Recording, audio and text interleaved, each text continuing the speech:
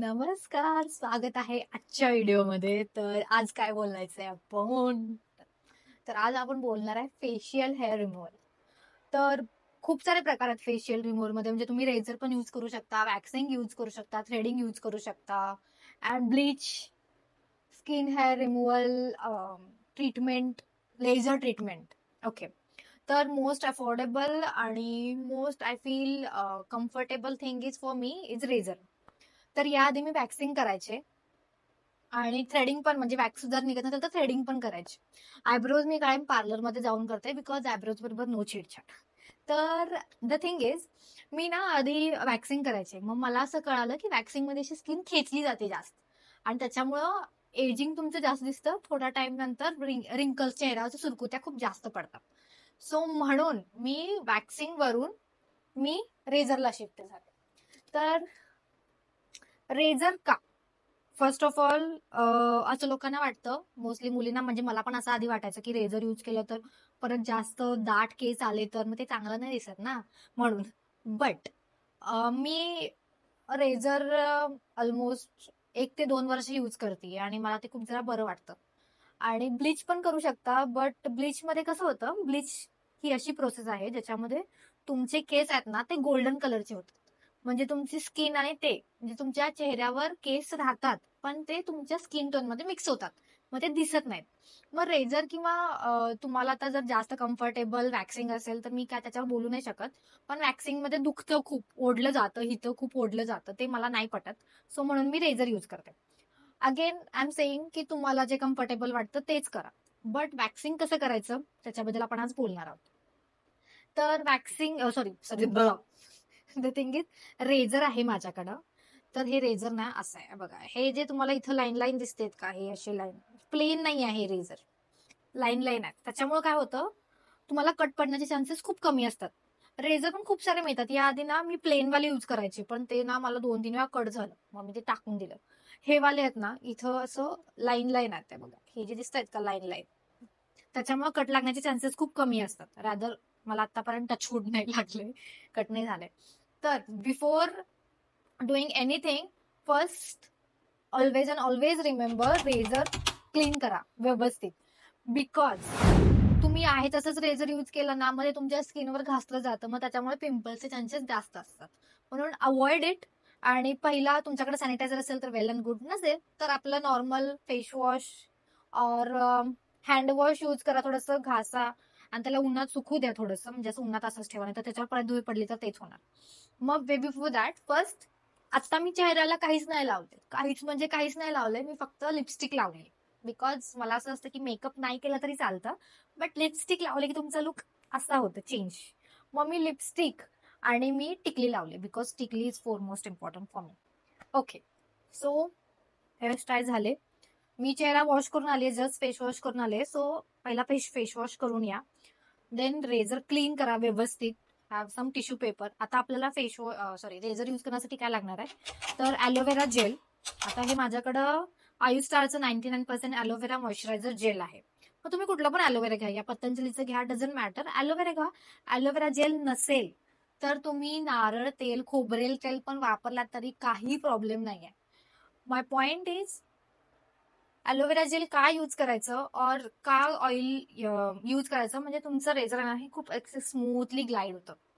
And dry razor अजिबात use करू नका. मॉइश्चरायझर काहीतरी लावा ज्याच्याकरून तुमची चेहरा स्मूथ लागेल हाताला आणि ते इझिली असं ग्लाइड होईल. बिकॉज हे असं यूज केलं तर पिंपल्स आणि ऍक्ने इतके घाण होतात, म्हणून सांगू बापरे.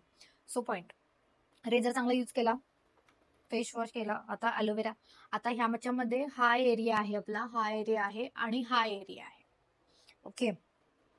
सो आपण पहिला एक एक एक करू. सगळ्या चेहऱ्याला ॲलोवेरा जेल लावत बसायचं नाही, बिकॉज ते ड्राय होतं लगेच, म्हणजे चेहऱ्यातून जातं. म्हणून पहिला थोडासा पहिला इथला चेहरा घ्या, ते थोडंसं पुढं होतं म्हणजे तुम्हाला व्यवस्थित दिसेल. माझ्या चेहऱ्यावर बघा इथं पिंपल सुटलेत रिसेंटली, पिरियड जवळ येणार आहेत म्हणून. थोडंसं जास्त घ्या, कंजूसपणा करू नका.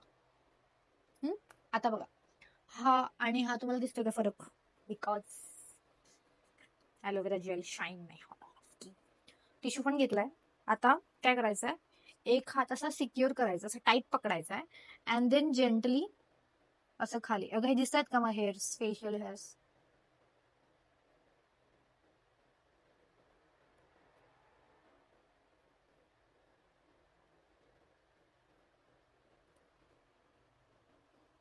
हे बघ. तर हे असं आपण ह्याला टिश्यूला हे केलं. आणि ना हे केस आहेत ना, हे थोडेसे ठेवा. ते पूर्ण काढलं ना, टाकलं वाटलं वाटतं ते. आणि मुलींना हे छान दिसत इथले हेअर्स. उगाच हू म्हणून पण काढू नका आणि हू म्हणून पण ठेवू नका. थोडंसं ठेवा अँड देन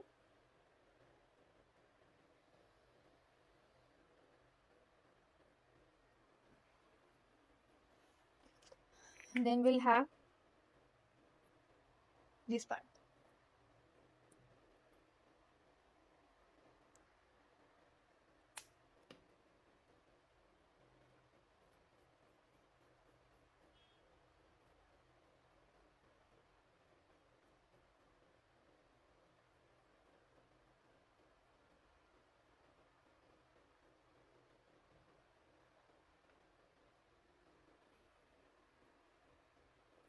आणि तुम्हाला माहिती आहे चेहऱ्यावरचे हेअर रिमूव्हल क्रीम म्हणजे काढल्यावर ना, तुमचा मेकअप खूप छान बसतो, उठून दिसतो. म्हणजे त्याला जास्त म्हणजे एखादा फाउंडेशन जरी लावलं ना, तरी तुमच्या कसं चेहऱ्यावर असं थिकनेस दिसते, किंवा तुमच्या चेहऱ्याला मेकअप जास्त व्यवस्थित बसत नाही. बट जर तुम्ही व्यवस्थित आपले केले ना हेअर्स रिमूव्ह, तर मेकअप पण छान. आता बघ, हे झालं माझं इथलं, थोडस इथलं.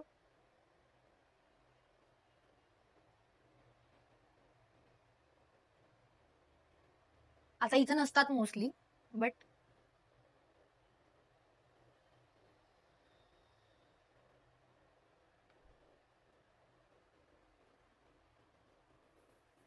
टिश्यू.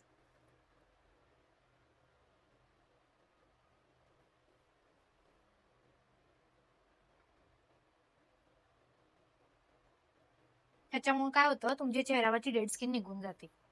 ओके.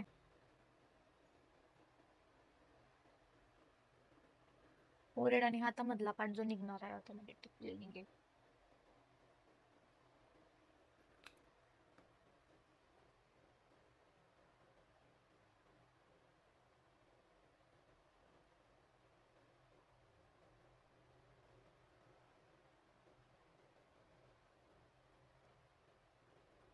मी मोस्टली आयब्रोला काही छेडछाड करत नाही, बिकॉज पार्लरवाली नंतर ना म्हणती, मॅडम काही वेगळं केलंय का, दुसरीकडे गेलाय का, म्हणून.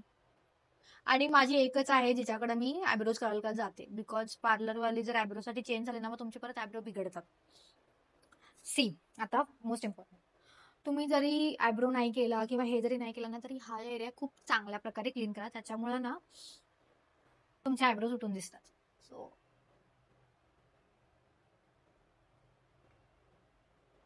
जास्त पण काढायला नाही जायचं, नाही तर ते उडतात आयब्रोज, सांगतेय.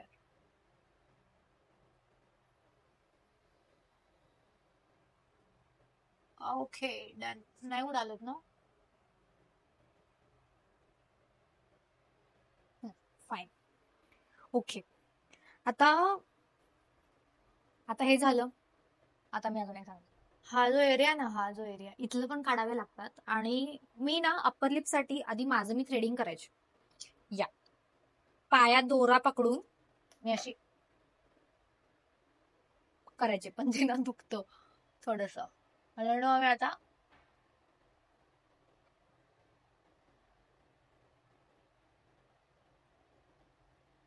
जेल लावूया. जीभ. हं, हं?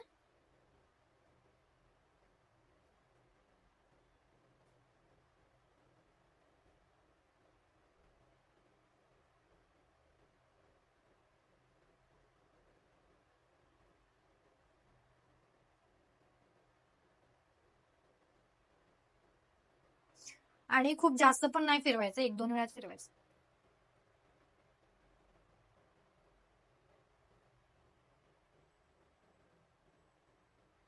ह्याच्यामुळे ना अप्पर लिप्स केला ना, तुमचे लिपस्टिक खूप छान दिसते, उठून दिसते. किंवा टेंटेड जरी काही लावलं ना, तरी उठून दिसते. आता आपला चेहरा झाला right, but as I always say की जे तुम्ही चेहऱ्यावर करता ते तुमची मानेला पण ते डिझर्व करते, तुमची मान पण डिझर्व करते, बिकॉज चांगलं दिसत म्हणून ऑलवेज जे तुम्ही कधी नॉर्मली फेसला करता ते नेहमी आणि नेहमी मानेला पण कव्हर करायचं. सो मी आता पहिलं ॲलोवेरा जेल लावलं, थोडं जास्त लावायचं, कंजूसपणा करायचा नाही. आता इथले केस काढायचे आपल्याला, मग चिन वर करायची आणि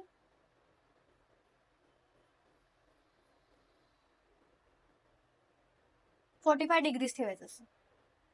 म्हणजे तुमची स्किन आहे आणि हे स्किनला असं अर्ध, असं पण नाही असं पण नाही, असं 45.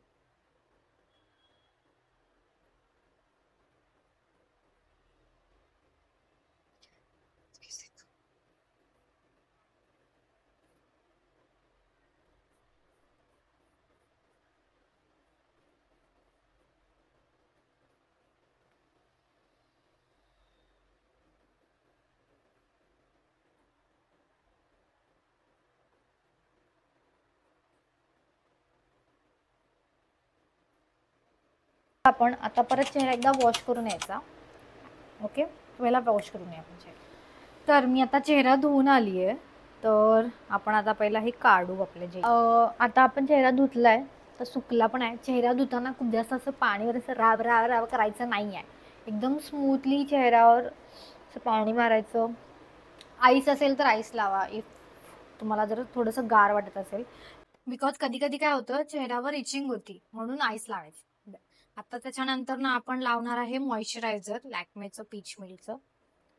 तर आणि एक मला सांगायचं होतं, चेहऱ्याला रेझर लावल्यानंतर ना 24 आवर्स चेहरा खूप घासायचा नाही, स्क्रब करायचं नाही, नाहीतरी स्किन डॅमेज होऊ शकते, खूप जास्त खराब होऊ शकते. म्हणून ऑलवेज रिमेंबर, रेझर लावल्यानंतर ना चेहरा स्क्रब करायचं नाही, मॉइश्चरायझर लावायचं खूप जास्त आणि एकदम स्मूथली चेहरा असा. सो मॉइश्चरायझर लावलं, ह्याच्यानंतर सनस्क्रीन पण लावू शकता. अँड हे झाल्यानंतर ना बी केअरफुल, बिकॉज तुम्ही 24 आवर्स स्क्रब नका करू चेहऱ्याला. चेहरा जास्त घासू नका फेस वॉश करताना. आपण be gentle with your skin. And again I am saying, तुमच्या चेहऱ्याला जे सूट करतं ते करा. Always do patch test. तुम्ही जर कधी आधी रेझर यूज नाही केलंय तर फंक्शनच्या आधी मोस्टली हे ट्राय नका करू. जे सॅटर्डे संडे ट्राय करा, और जेव्हा तुम्ही घरीच असणार आहे पुढचे 2 दिवस तेव्हा ट्राय करा, जर पहिल्यांदा ट्राय करताय तर. आणि टाइम लागतो गोष्टी शिकायला, पण स्वतःसाठी, स्वतःच्या बॉडीवर, स्वतःच्या स्किनसाठी टाइम इन्व्हेस्ट करा. Self love is very very much important. Take care of your self. हे लोकांनी खूप आजकाल काय कायम हेच करत असती. नेव्हर माइंड, त्या लोकांनी त्यांच्यावर इन्व्हेस्टच नाही केलाय टाइम. तुम्ही स्वतःसाठी टाइम इन्व्हेस्ट करा. बिकॉज तुम्ही स्वतःवर टाइम इन्व्हेस्ट केला, तुम्ही कॉन्फिडंट फील केला, तुम्ही स्वतःसाठी स्वतःला चांगलं वाटायला लागला ना, तर तुम्ही खूप कॉन्फिडंटली स्वतःवर, म्हणजे तुम्ही कॉन्फिडंटली बोलू शकता. तुम्ही असं लाईक, नाही मी करतेय ना, मला माहिती आहे ना मी काय करतेय. सो हे करत राहा. आणि बाई किंवा तुमची आई जर बघतीये हे, तुमच्या आईला शेअर करा. मला ना एक गोष्ट सांगायची होती. द थिंग इज, आपल्या घरातल्या ज्या आया लोक आहेत किंवा ज्या बायका आहेत, ज्या काकी आहेत, त्यांचं असं असतं, मी कुठं जाणार आहे बाहेर, मी तर घरातच आहे. पण नाही, घरात असाल तरी साईडी राहा. तुम्हाला जसं चांगलं वाटतं तसं राहा, कम्फर्टेबल राहा. नेव्हर माइंड जे तुम्हाला गाऊन घालायचं आहे घाला, बिकॉज ते तुमच्यासाठी कम्फर्टेबल आहे. But be presentable.